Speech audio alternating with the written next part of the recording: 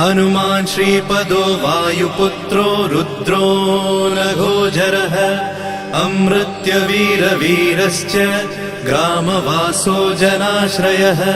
धनदो निर्गुणः शूरो वीरो निधिपतिर्मुनिः पिङ्गाक्षो वरदो वाग्मी सीता शोकविनाशकः शिवः शर्वः परो व्यक्तो व्यक्ता व्यक्तो धराधरः पिङ्गकेशः पिङ्गरोमा श्रुतिगम्यः सनातनः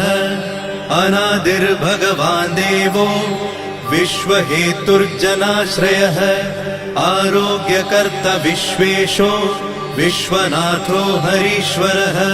भर्गो रामो रामभक्तः कल्याणप्रकृतिस्थिरः विश्वम्भरो विश्वमूर्तिर्विश्वाकारश्च